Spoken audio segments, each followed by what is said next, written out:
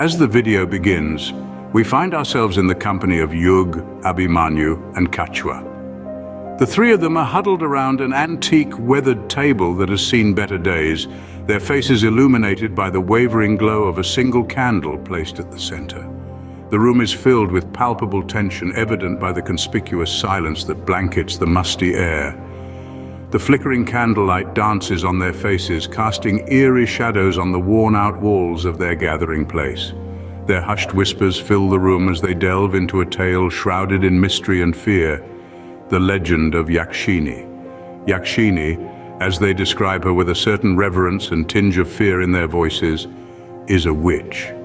Her spirit is said to be imprisoned within the eerie confines of a local graveyard, a chilling place that few dare to visit after sundown. They share the tale, their voices barely above a whisper, their eyes reflecting the fear that the mere thought of Yakshini instills. Kachua, known to be the most superstitious amongst them, warns of the potential danger they could be inviting. He speaks of the recently disturbed door of the graveyard, a sight that has left the local residents unsettled. His words imply that this unintended action may have freed Yakshini from her eternal prison, a prospect that sends an icy shiver down their spines. Regardless of the dread that clings to them like a second skin, they decide to spend the night in the graveyard. It's a test of their bravery and bond, a challenge willingly ready to face. Yet their trio needs a fourth member. Their collective gaze lands on Bindu, a man known for his deep-rooted fear of the supernatural.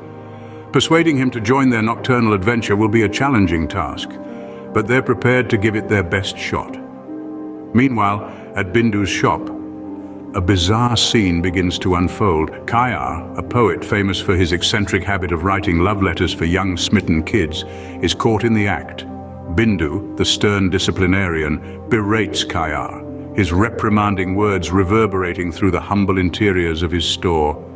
Amidst this commotion, a wave of familiarity washes over Bindu as Yug steps into the store, setting the stage for a journey into their shared past. Following the revelation of the legend, the trio, Yug, Abhimanyu, and Kachua, find themselves ensnared by the enigma that is Yakshini. As they huddle closer around the flickering candle, their faces etched with a mix of fear and fascination, they delve deeper into the stories and rumors that have been passed down through generations. Yug, the most daring among them, begins to recount the eerie tales he's heard from the locals. His voice, in a low, ominous tone, paints a vivid picture of the spectral figure said to roam the graveyard at night, her haunting wails echoing through the stillness. He speaks of the tall, skeletal trees that surround the graveyard, their gnarled branches reaching out like skeletal hands, and the cold, uninviting aura that permeates the area. Abhimanyu, the storyteller of the group, adds to the tale by sharing the rumors that circulate among the townsfolk. He speaks of the strange happenings in the vicinity of the graveyard, the sudden chills, the flickering lights, and the unexplained noises that have led many to believe in Yakshini's existence. Kachua, visibly trembling at this point, recounts his own encounter near the graveyard. His voice barely a whisper, he describes the night he saw a mysterious figure flitting between the tombstones, a sight that left him sleepless for nights. As the tales grow darker and the room colder, a palpable sense of fear sweeps over them, yet they're driven by an insatiable curiosity, a desire to uncover the truth about Yakshini. The daunting task of convincing Bindu to join them looms overhead, adding to the tension that has already filled the room to the brim. In response to Bindu's question, Abhimanyu reminisces about their childhood and mentions that Yug, Bindu's childhood friend, used to playfully tease her by pulling her braids and giving her the nickname Bindu from Bindia. Excitedly, Bindu asks if Yug is ready for something, but Yug, unable to decipher the Bengali words, looks towards Abhimanyu with an expression of confusion and curiosity. Abhimanyu, understanding the situation, steps in to explain the language barrier to both of them. He tells Yug that Bindu has a peculiar habit of alternating between Bengali and Hindi, something she has picked up from her multilingual upbringing. While he, Abhimanyu, can follow along due to his exposure to various Indian languages, Yug, who is not familiar with Bengali, might find it difficult to comprehend. He gently suggests that Bindu should use Hindi for communication with Yug as he doesn't understand Nepali.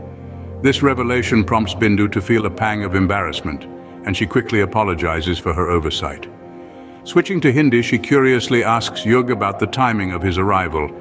Yug, appreciating the linguistic adjustment, reciprocates by informing her that he had arrived only the previous day. His voice is warm and polite, exhibiting his good nature and patience. As they continue to indulge in this friendly exchange, their conversation is abruptly interrupted by a voice coming from the floor. It's a tortoise known for his witty remarks, commenting on the fancy tea tray in Bindu's hands. The tortoise, widely known as Kachua, is a resident mischief maker and is infamous for his and humorous interventions. However, before Kachua can finish his witty remark about the tea tray, another voice, louder and angrier, cuts through the room.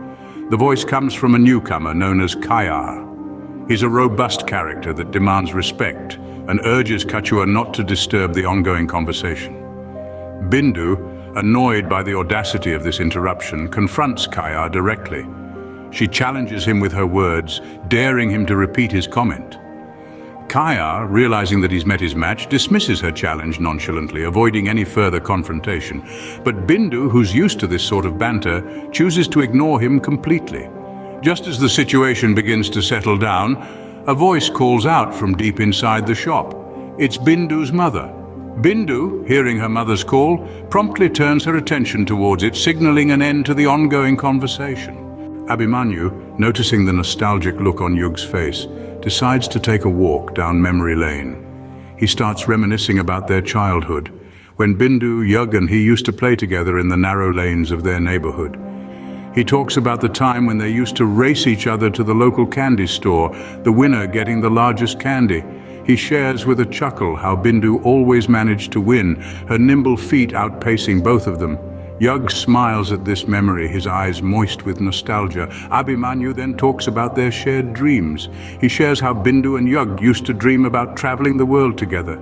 They would spend hours talking about the places they would visit, the food they would try, and the adventures they would have. He tells Yug that Bindu still holds on to that dream, hoping one day to make it come true. He finally talks about the bond that Bindu and Yug shared. He describes it as something special, a bond that was deeper than friendship. He tells Yug that Bindu still cherishes that bond, even though they have grown apart over the years. His words echo in the room, leaving Yug lost in thought. As Abhimanyu finishes his narration, the room falls silent. Everyone is lost in their own thoughts, the echoes of the past lingering in the air. Yug breaks the silence, thanking Abhimanyu for sharing these memories.